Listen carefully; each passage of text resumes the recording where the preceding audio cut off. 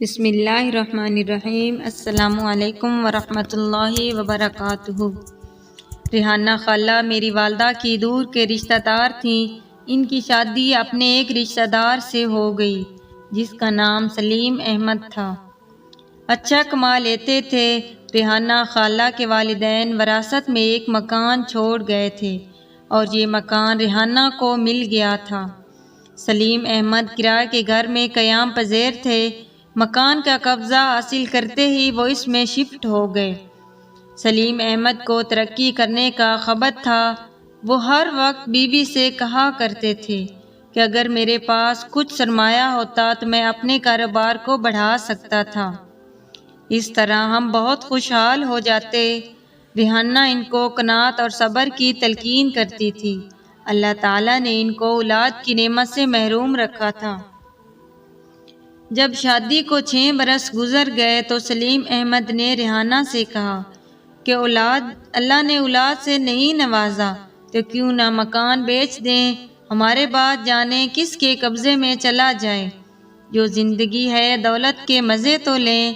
وہ چاہتے تھے کہ مکان کی رقم سے کاروبار کو وسعت دیں، پھر کار کوٹھی بنانے کے لائق ہو جائیں گے، گھر بھی دوبارہ مل جائے گا۔ ریحانہ خالہ نے کہا، ذاتی گھر ایک نعمت اور پرسکون ٹھکانہ ہوتا ہے۔ ایک گھر بنانے میں عمریں لگ جاتی ہیں۔ بہتر ہے کہ اولاد کی تمنا کرے جو انسان کی زندگی کی اصل خوشی ہوتی ہے۔ اولاد تو ہو نہیں سکتی، سلیم احمد مایوسی سے جواب دیتے۔ تب ریحانہ خالہ کا دل بجھ جا کر رہ جاتا کیونکہ ان کو اپنے شوہر سے بہت محبت تھی اور خود کو بھانج اور مجرم سمجھتی تھی۔ اپنے اس احساس سے نجات پانے کی خاطر انہوں نے شوہر سے اصرار کرنا شروع کر دیا کہ وہ اور شادی کر لیں۔ دن رات کان کھاتی، بالآخر اپنے جیون ساتھی کو دوسری شادی پر مجبور کر دیا۔ شوہر کو خوش دیکھنے کی خاطر اپنے پیروں پر کلہاڑی مار لی۔ خود رشتہ داروں میں لڑکی تلاش کی۔ اپنے ہاتھوں سے شوہر کو دلہا بنا کر سہرا باندھا۔ جو زیور پاس تھا اور قیمتی جوڑے سب نئی نویلی دلہن کی نظر کر دیے۔ اس طرح قربانی کی انوکھی مثال قائم کرنے کے شوق میں اپنی قسمت پھوڑ لی۔ سوچا تھا سوتن کو سکھ دوں گی، بڑی بن کر رہوں گی اور حسن سلوک سے اس کو رام کر لوں گی، مگر سوتن پھر سوتن ہوتی ہے۔ ریحانہ خالہ کے لاکھ حسن سلوک نے بھی اس عورت کو رام نہ کیا اور ریحانہ خالہ کی گھر میں موجودگی اسے کھلنے لگی۔ وہ چاہتی تھی کہ شوہر کی پہلی بیوی گھر سے چلی جائے اور وہ بلا شرکت غیرے اس گھر کی مالکہ بن جائے۔ شادی سے قبل سلیم کہا کرتے تھے، اے بیوی، تم میری دوسری شادی کرانے پر مصر ہو، لیکن اگر اس عورت سے بھی اولاد نہ ہو سکی تب کیا کرو گی؟ ریحانہ جواب دیتی تھی، ضرور اللہ ہم پر رحم کرے گا اور ہم اولاد کی خوشی دیکھیں گے۔ میں نے منت مانی ہے کہ اللہ تعالیٰ اگر آپ کو بیٹا دے گا تو میں یہ مکان آپ کے نام کر دوں گی اور اس کا وارث ہمارا بیٹا ہوگا۔ اللہ تعالیٰ نے ریحانہ کی سنی۔ سوتن کی کوکھ سے سلیم احمد کا وارث پہلا بیٹا ہو گیا تو سلیم نے ریحانہ کو منت یاد دلائی۔ انہوں نے خوشی خوشی اپنا مکان شوہر کے نام کر دیا۔ سلیم کے دل میں تو عرصہ سے یہی آرزو تھی کہ کسی طرح یہ مکان ان کے نام لگے، وہ اسے بیچ کر کاروبار میں روپیہ ڈالیں اور امیر آدمی ہو جائیں، پھر سارا کنبہ عیش کرے گا، کوٹھی کار بنگلہ ہوگا، مزے آئیں گے۔ ایک انسان ایسے ہی خواب دیکھتا ہے۔ انہوں نے ایک روز چپکے سے مکان بیچ دیا اور کرائے کے مکان میں آ گئے۔ ریحانہ کو اس بات کا قلق ہوا مگر وہ اس وجہ سے خاموش ہو گئی کہ اللہ نے اس گھر کا چراغ تو دے دیا، کوئی بات نہیں، گھر پھر بن جائے گا۔ خاوند کو اگر کاروبار وسیع کرنے کا ارمان ہے تو یہ بھی پورا کر لے، کیا خبر اللہ تعالیٰ برکت دے دے اور دولت ہونے کا خواب پورا ہو جائے۔ بیٹا ہوا، سوتن کا مزاج آسمان سے باتیں کرنے لگا۔ اب تو گھر بھی ریحانہ سے اینٹھ لیا تھا، پھر کس بات کا لحاظ باقی رہا؟ وہ اولاد والی تھی، اس کا پلڑا بھاری تھا، اسے نکالنے کے در پہ ہو گئی۔ ریحانہ چپ چاپ گیلی لکڑی کی طرح سلگنے لگی، سوتن کی زیادتی برداشت کرتے کرتے بیمار ہو گئی۔ اب کبھی کبھی سلیم احمد کا ضمیر اسے ملامت کرتا، ایک نظر التفات کی بیچاری ریحانہ پر ڈالتا تو سوتن جل اٹھتی اور وہ جگرتی گھر کے برتن توڑتی اور ایک ہنگامہ اٹھا دیتی تھی۔ مجبور اسے دوسری بیوی کی پاسداری کرنی پڑتی اور ریحانہ سے ہمدردی سے گریز کرنے لگا۔ ایک روز جبکہ سلیم احمد گھر پر نہ تھا، اس کی دوسری بیوی نے ریحانہ سے بہت جھگڑا کیا اور برتن اٹھا اٹھا کے اس پر پھینکنے لگی۔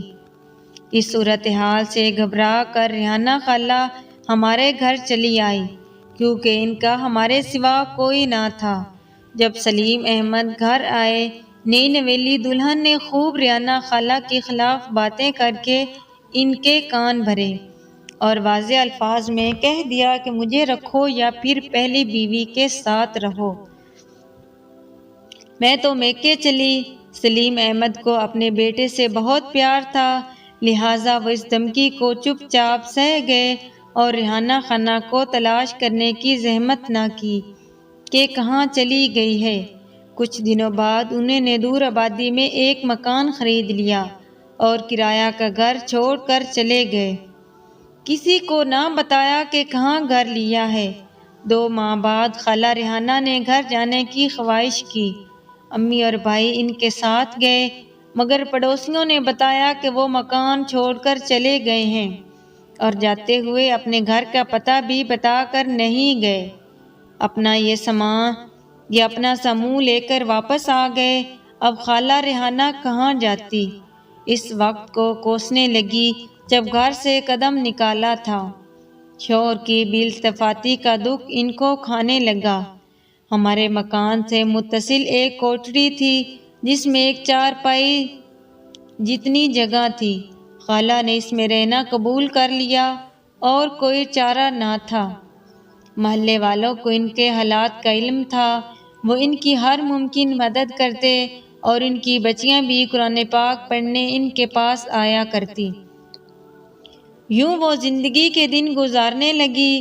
14 برس انہوں نے صبر شکر سے گزار دیے اور کسی کو شکایت کا موقع نہ دیا۔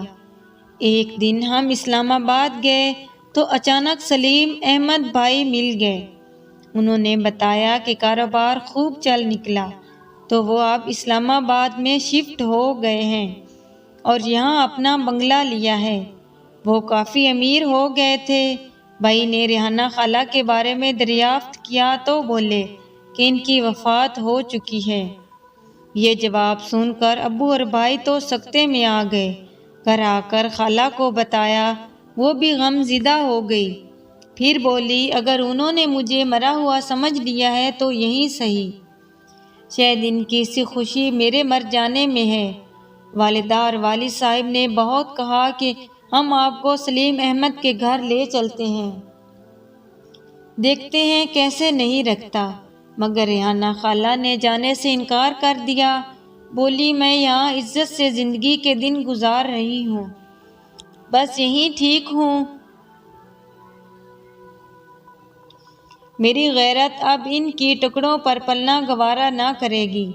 والد صاحب اور بھائی اسلام آباد سلیم صاحب کو سمجھانے گئے کہ تمہاری بیوی ہمارے گھر ہے، آ کر لے جائے۔ وہ بھی لے جانے پر راضی نہ ہوئے، بولے دوسری بیوی کو یہ بات گوارا نہیں ہوگی، وہ روٹھ کر چلی جائے گی تو میرے 4 بچے در بدر ہو جائیں گے۔ اب میں نے ریحانہ کی جدائی سے سمجھوتا کر لیا ہے، میری پرسکون زندگی میں طوفان نہ لائے تو احسان مند رہوں گا۔ ریحانہ بی بی سے ہم کو کوئی تکلیف نہ تھی، وہ اپنی ذات کا خرچہ خود اٹھاتی، قسمت کا لکھا سمجھ کر ہم نے ان کو رہنے دیا۔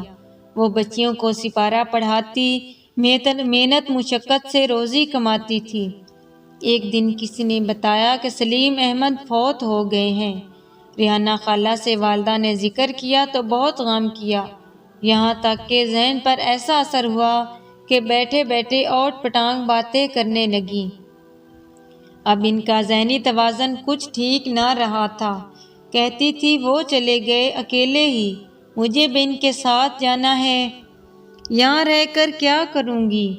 ایک روز اچانک گھر سے نکل پڑی، اپنے لیے گلی کی نکڑ تک سبزی لینے گئی تھی، واپس نہ لوٹی۔ بہت تلاش کیا، نہ ملی۔ سڑک کی گمشدگی کے 3 ماہ بعد ایک دن بازار میں سڑک پر بھیک مانگتی نظر آئی۔ ان کی حالت دیکھ کر صدمہ ہوا۔ ہم نے پکڑ کر گاڑی میں بٹھایا، گھر لا کر امی نے نہلایا دھلایا، صاف کپڑے پہنائے۔ کچھ روز بعد اپنے حواسوں میں آ گئی تو بتایا کہ مجھے کچھ لوگ پکڑ کر لے گئے تھے، نیند کی دوا کھلا کر سلا دیتے تھے، پھر سڑک پر بھیک منگوانے کے لیے نگرانی کرتے تھے، شام کو بھیک کی رقم سمیٹ لیتے تھے۔ یہ گروہ ہے جس کا کام ہی ہم جیسے لاچار لوگوں سے بھیک منگوانا ہے۔ میری طرح اور لوگ بھی ان کے چنگل میں پھنسے ہیں۔ ان کو نشہ کی دوا کھلاتے ہیں۔ ہم ان کا بہت خیال رکھنے لگے۔ ان کی ذہنی حالت ٹھیک نہ رہی تھی، نشے کی عادی ہو گئی تھی اور کبھی کبھی بہکی بہکی باتیں کرتی تھی اور یادداشت کھو جاتی تھی تو پہچانتی نہ تھی۔ ایک روز ذرا سی غفلت سے دروازہ کھلا رہ گیا تو نکل گئی اور غائب ہو گئی۔ بہت تلاش کیا، مزاروں، مسجدوں، چرسیوں کے اڈوں پر دیکھا، نہ ملی۔ وہ دن اور آج کا دن ڈھونڈتے رہے مگر ریحانہ خالہ کا سراغ نہیں ملا۔ خدا جانے کہاں ہیں، جہاں ہوں اللہ ان کی حفاظت کرے، زندہ ہیں تو ان پر زندگی کے دن آسان کر دے، اگر اس جہان میں نہیں رہی تو خداوند کریم ان کی مغفرت کرے۔ آج تک یہ بات سمجھ نہ سکی کہ ریحانہ خالہ نے خود پر ظلم ڈھایا یا ان کے شوہر نے ان پر ستم کیے یا پھر وہ قسمت ہی ایسی لے کر آئی تھی۔ اگر کہانی پسند آئے تو ویڈیو کو